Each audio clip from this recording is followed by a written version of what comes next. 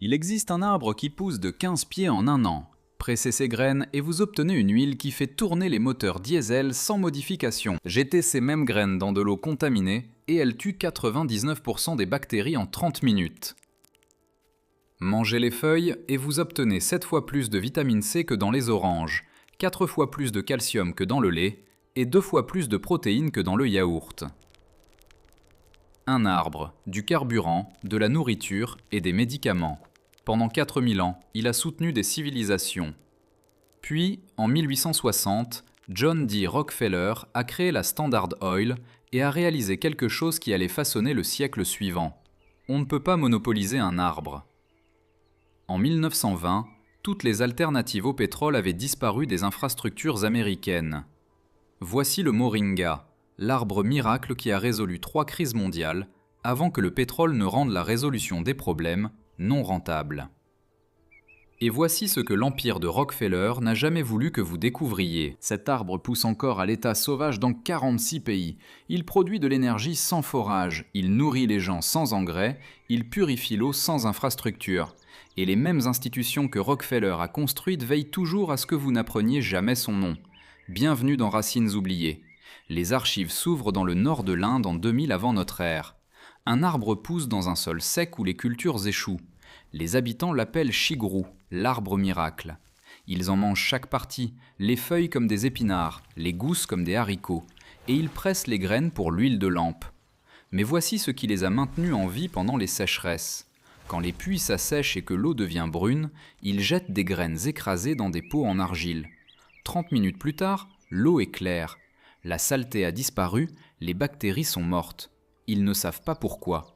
Ils savent juste que cela fonctionne. Et ces connaissances sauveront des millions de vies avant que les compagnies pétrolières ne les enterrent. Vers 600 avant notre ère, les médecins ayurvédiques documentent que le moringa traite 300 maladies. Les Romains n'importent d'Égypte et d'Inde, ils paient le prix fort pour une huile qui ne se gâte jamais. Les marchands arabes le transportent le long de la route de la soie. En Afrique, il se répand à travers le Sahel, où rien d'autre ne survit à la sécheresse. Mais 2 découvertes dans les années 1800 changent tout. Premièrement, les botanistes coloniaux britanniques confirment sa valeur nutritionnelle. Chaque partie a de la valeur. Les racines ont le goût du réfort. Les fleurs vont dans les salades.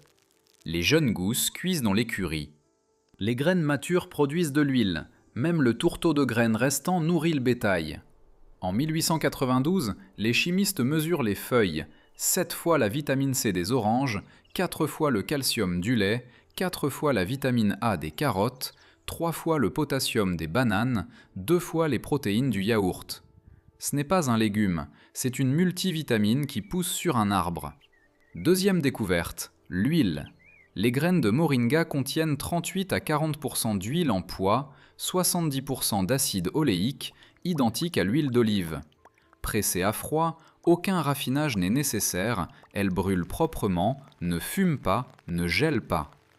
Et voici le détail qui va déclencher une guerre. Elle fait tourner les moteurs. Exposition universelle de Paris de 1900. Rudolf Diesel fait la démonstration de son nouveau moteur. Il n'utilise pas de pétrole, il utilise de l'huile d'arachide. Diesel écrit dans son journal « L'utilisation d'huile végétale pour les carburants de moteur peut sembler insignifiante aujourd'hui, mais de telles huiles pourraient devenir avec le temps aussi importantes que le pétrole. Les chercheurs testent d'autres huiles. Le moringa fonctionne, les graines de coton fonctionnent, le tournesol fonctionne, mais ce qui se passe ensuite les effacera toutes pendant un siècle. » 1908, Henry Ford lance la Ford T. Conçue comme un véhicule polycarburant, elle fonctionne à l'essence ou à l'éthanol de maïs, de chanvre ou de toute plante fermentescible. Ford déclare aux journalistes qu'il y a du carburant dans chaque morceau de matière végétale qui peut être fermenté. Il imagine des agriculteurs cultivant leur propre carburant. 2 avenirs existent, le pétrole ou les plantes, le contrôle centralisé ou l'abondance distribuée. Un seul homme décide pour tout le monde. 1860, John D. Rockefeller fonde la Standard Oil à Cleveland dans l'Ohio. En 1880, il contrôle 90% du raffinage du pétrole en Amérique. Mais Rockefeller ne se contente pas de vendre du pétrole. Il construit un système qui rend le pétrole inévitable. Des pipelines à travers la Pennsylvanie, des raffineries dans le New Jersey, des réseaux de distribution dans 30 États, des stations-service à chaque coin de rue. Il vend le kérosène à perte, mettant ses concurrents en faillite. Une fois qu'il s'effondre, il augmente les prix. En 1900, la Standard Oil est la plus grande entreprise du monde. Rockefeller devient le premier milliardaire de l'histoire. Mais les lumières électriques remplacent les lampes à kérosène. Son empire a besoin d'un nouveau produit. L'essence, le sous-produit résiduel du raffinage du kérosène, devient ce produit. L'automobile sauve la Standard Oil, 1911. La Cour suprême divise la Standard Oil en 34 entreprises en vertu de la loi Sherman Antitrust. Mais Rockefeller les contrôle toujours. Exxon, Mobil, Chevron, Conoco, toutes nées de la Standard Oil. Et la famille Rockefeller fait quelque chose de plus dangereux que de vendre du pétrole.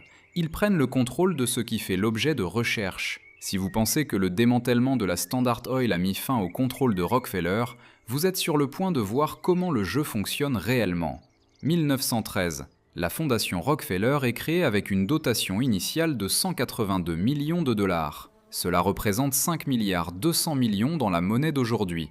La fondation commence à financer des universités, des instituts de recherche et des programmes agricoles. L'objectif semble noble, faire progresser les connaissances humaines, mettre fin à la faim.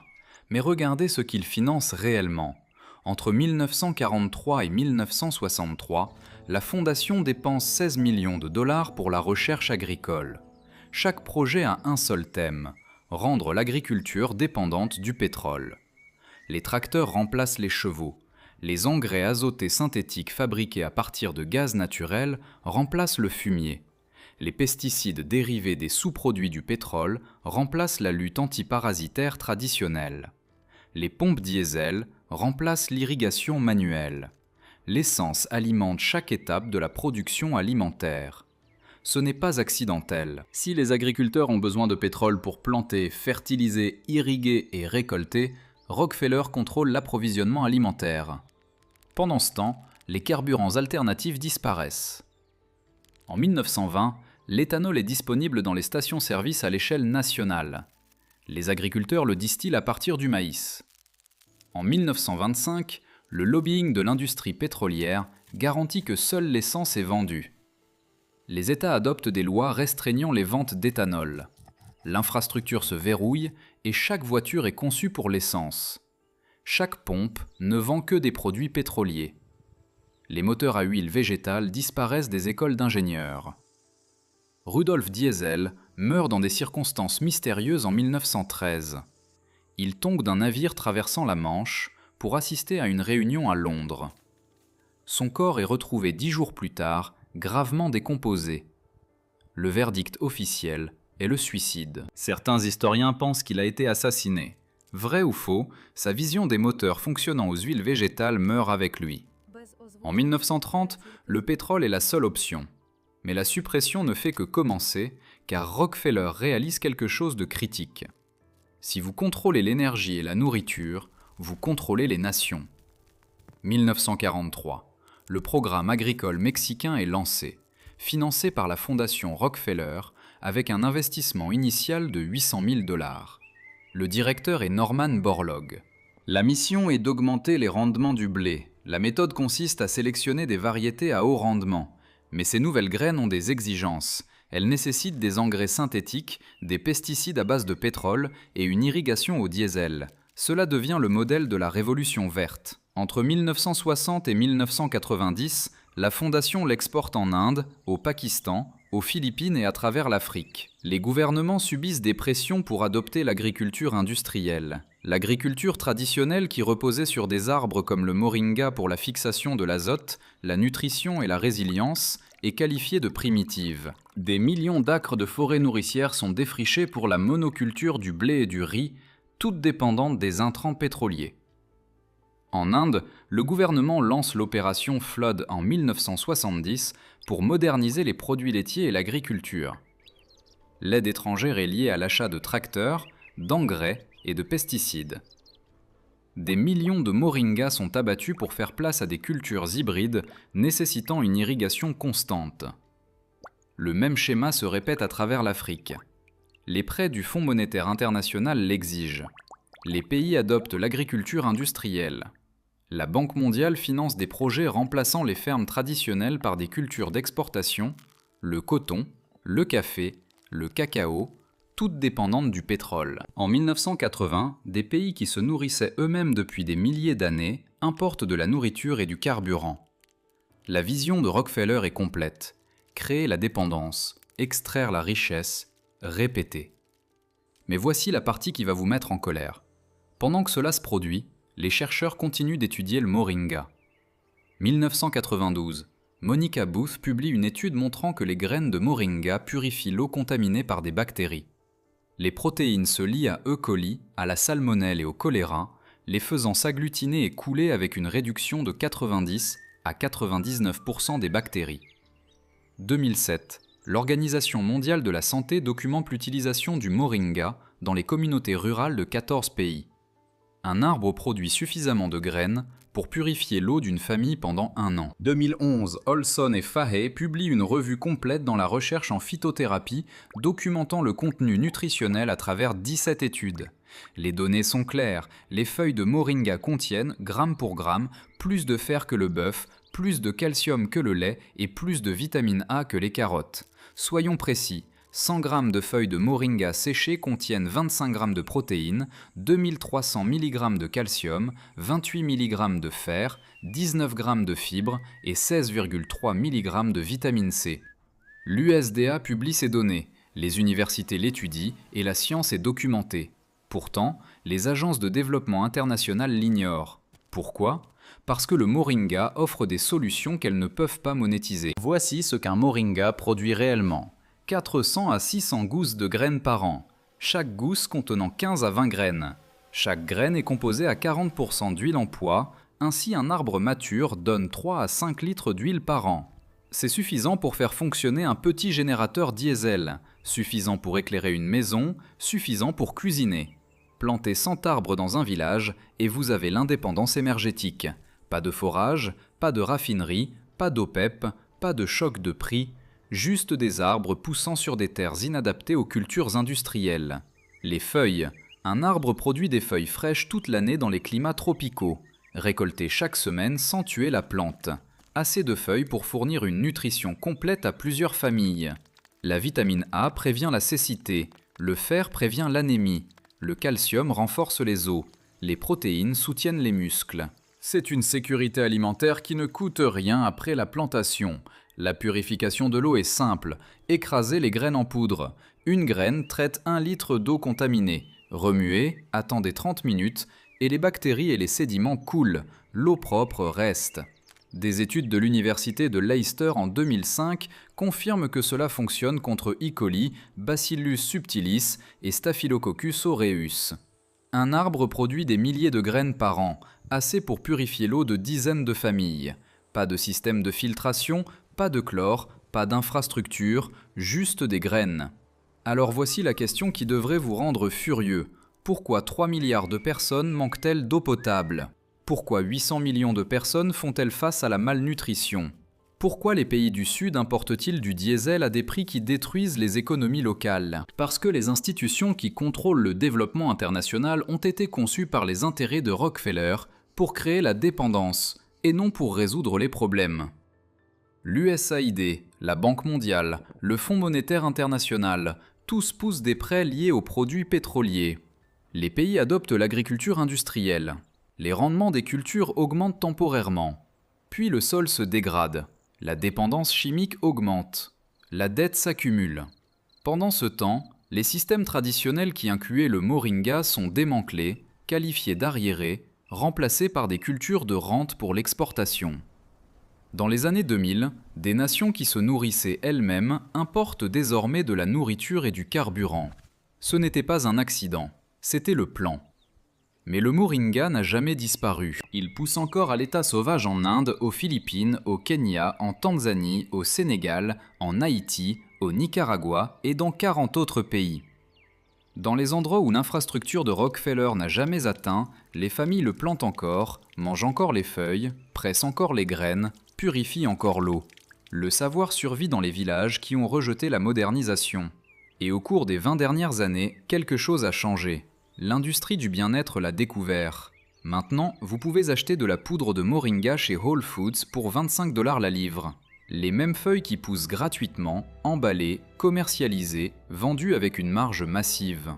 L'industrie l'appelle un super aliment. Ils promeuvent la nutrition, mais ils ne mentionnent jamais le carburant. Ils ne mentionnent jamais la purification de l'eau. Ils ne mentionnent jamais que cet arbre résout des problèmes plus importants que les carences en vitamines. Pourquoi ? Parce que le carburant menace une industrie valant 4000 milliards de dollars. La purification de l'eau menace des projets d'infrastructures valant des milliards. L'industrie des suppléments vend de la poudre séchée parce que c'est sans danger. Cela crée du profit sans menacer les systèmes. Le marché mondial du moringa devrait atteindre 5,6 milliards de dollars d'ici 2028. Cet argent afflue vers des entreprises vendant des capsules et de la poudre à de riches occidentaux qui suivent les tendances en matière de santé. Pendant ce temps, les communautés qui ont le plus besoin du moringa, celles sans eau potable, sans énergie, sans sécurité alimentaire, se voient toujours vendre des solutions pétrolières. L'arbre pousse dans les régions les plus pauvres de la Terre, ne nécessite aucun intrant, ne peut pas être breveté, produit pendant 20 ans après une seule plantation. C'est l'abondance. Et l'abondance est l'ennemi de chaque système que Rockefeller a construit. Aujourd'hui, le monde fait face à 3 crises. L'énergie, la nourriture, l'eau. Les gouvernements dépensent des milliers de milliards pour des solutions. Les panneaux solaires nécessitent l'extraction de terres rares. L'agriculture industrielle épuise les aquifères. Les usines de traitement de l'eau ont besoin de milliards en infrastructures. Et poussant sur des terres marginales à travers les tropiques, se trouve un arbre qui s'attaque aux 3, gratuitement, pour toujours. Mais vous ne verrez pas les Nations Unies le promouvoir. Vous ne verrez pas les compagnies pétrolières financer la recherche. Vous ne verrez pas les ministères de l'Agriculture le planter, car les institutions qui façonnent la politique mondiale ont été construites par la fortune de Rockefeller et fonctionnent selon la logique de Rockefeller. Créer la dépendance, extraire la richesse, répéter. Le moringa pousse de 15 pieds en 1 an. Il produit des graines dès la première année. Ces graines restent viables 5 ans sans réfrigération. Il pousse dans un sol où les cultures échouent. Il survit des mois sans eau. Il fixe l'azote, enrichissant le sol. Il nécessite 0 engrais, 0 pesticides, 0 irrigation. Plantez-le une fois, récoltez pendant 20 ans. C'est le contraire de l'agriculture industrielle. Pas d'intrants constants, pas d'achat, pas de dépendance. C'est pourquoi il a été enterré. L'arbre est toujours là, poussant à travers l'Inde, où les familles récoltent les feuilles chaque semaine, à travers le Kenya, où les coopératives de femmes pressent les graines pour l'huile de cuisson, à travers Haïti, où les villages le plantent après que les ouragans ont tout détruit. Dans les endroits où le système n'a pas réussi à pénétrer, le moringa fait toujours ce qu'il a fait pendant 4000 ans. Il nourrit, il alimente en carburant, il guérit. Sans permission, sans brevet, sans profit pour ceux qui ont bâti des empires sur la rareté, on ne peut pas effacer un arbre qui refuse de mourir. On ne peut pas supprimer le savoir qui vit dans les graines. Rockefeller a contrôlé le pétrole pendant 1 siècle. Il a façonné les systèmes alimentaires à l'échelle mondiale. Il a financé les institutions qui définissent le développement. Mais il n'a pas pu tuer le moringa. Il pousse dans les fossés, le long des routes, dans des coins oubliés que les pipelines n'ont jamais atteints. Attendant un monde qui se souvient que les solutions existaient bien avant que les problèmes ne deviennent rentables. Si ce coffre a ouvert quelque chose pour vous, abonnez-vous à Racines oubliées et cliquez sur la cloche. Chaque j'aime, chaque partage, chaque commentaire préserve ce qu'ils ont essayé d'effacer. Le prochain coffre s'ouvrira bientôt.